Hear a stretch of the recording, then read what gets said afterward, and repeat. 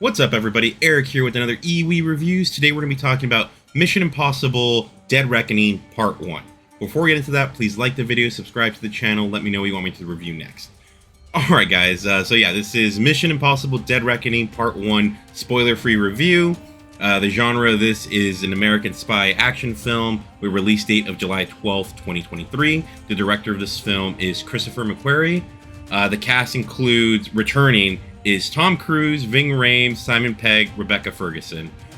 Break for a second. And then we also have, new to the franchise, Haley Atwell, returning as well, Vanessa Kirby, S.I.E. Morales, and Palm Clementif. I know I just pronounced her name wrong, and I just heard how to pronounce it. But yeah, this is... with the runtime of 163 minutes. Funny story, I was going to watch this in Dolby, but they couldn't get it to work in my theater, so they sent us all to the IMAX version, and I was able to watch the movie in its entirety, so that was awesome. I do want to watch it in Dolby, but we'll see when I have time to do that. It is a long movie. 163 minutes, that's long, so finding time to go back and watch it again is not the easiest thing. It does not have a post-credit scene, but I can see the reasoning why. This is a part 1. They showed you everything during its runtime. They already want you to know, come back because there's a part 2. And I cannot wait for part 2.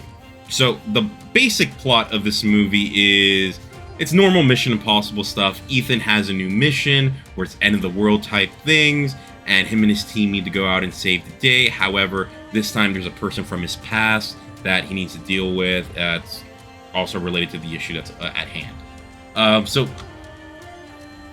It's hard to say like the plots of these movies without spoiling it.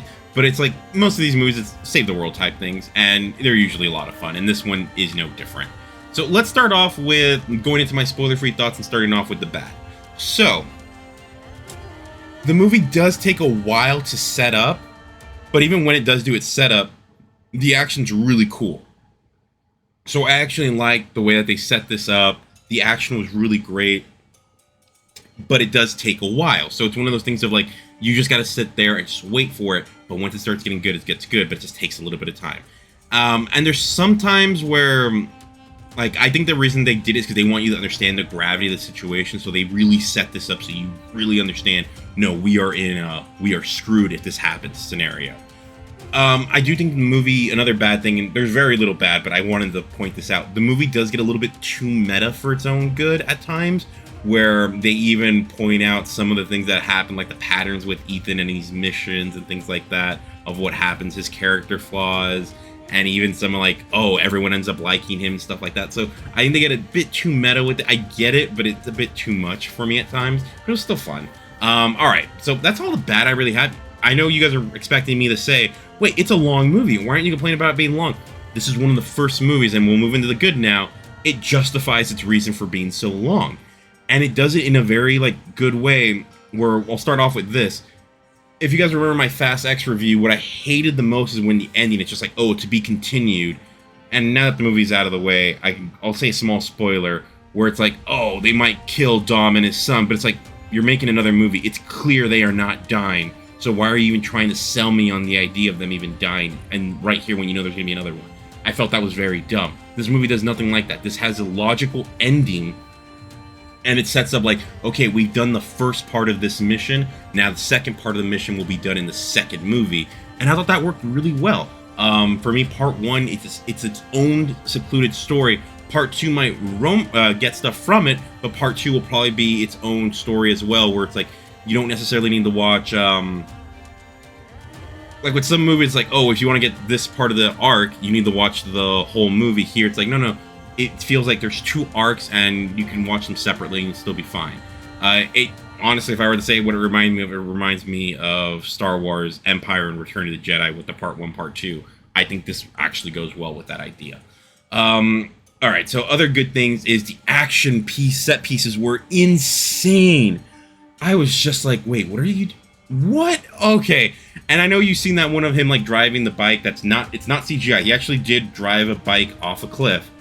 And it's even cooler to watch in the theater. It was awesome. And then seeing everything that goes along with it, why that happened, how they set that all up, it was really cool. I cannot lie. And even all this stuff where, I'm not sure if you guys have heard, where they actually built that train, like the studio built it to be able to destroy it. So that's really cool. I thought that was awesome. Those set pieces were awesome. It reminded me a lot of John Wick 4 of you have a bunch of action pieces, but you're going to make sure that each one's unique and you don't feel like they're all copying each other. And that's honestly how I felt here. Where I could say something like Fast X, they felt way too much the same, all the action parts, but here it felt a lot different. And then the true villain of this movie, because if you watch the trailer, I'm not sure if you can actually get who the actual villain is. I know everyone's going to say, oh, isn't it S.I.E. Morales? And it's like, not really. He's one of the villains, but he's not the main villain. But the way that the villain is set up, it really goes on with some of the modern trends that are going on today. And it was like, this movie was written like during COVID. So it's like the fact that it even made it this far, it's like, oh wow, those people were like really reading into the tea leaves like way earlier. So that was really cool. And another thing is, as much crap as people give Tom Cruise, and he gets a lot of crap, don't get me wrong, as a person. As an actor, though, damn, he's really good. He sold me. I was on the edge of my seat the entire time. I was like, wait, I know Ethan's not gonna die, but I'm like, but no one said anything about his partners. Like, they could kill them. What's gonna happen? Like, it felt like nobody was safe, and it keeps you like so invested, and it was really cool. I really enjoyed this. This is the type of movie I really like, the summer blockbuster that I really want to go see, and I don't feel like we get enough of these. So I was really happy with that, and it was good to see the team together again. Like Ethan's team, we haven't seen them. Like oh my god, Benji and Ilsa and Luther and Ethan. It's cool seeing that team dynamic because we've seen them in so many movies together now. It's fun seeing them, and I like doing that. And adding Haley Atwell's grace to that mix was also really cool. I can't recommend this enough. One other good thing that I really enjoyed about this movie is that you could actually feel like everyone that was working on this really cared. It never felt like anyone was just like, oh, we're not going to give a crap. Everyone's giving it their all. This actually felt like this is a go watch this in the theater experience. So that was really cool. I really enjoyed everything I saw from this. I actually want to go watch it again. So let's now move on to my score, and I'm gonna give this an 8 out of 10 for great. Like I said last week, I think I wasn't giving anything higher than an 8 because it's a part 1. It's not a complete story, but this is the highest I was gonna be able to give it, and it reached all those expectations. So I'm really happy. This is an 8 out of 10. I definitely recommend you go see this. If there's one movie to go watch this weekend, I would say it's Mission Impossible. And even next weekend with Barbie and Oppenheimer out, I would still say go watch Mission Impossible because it is really, really good.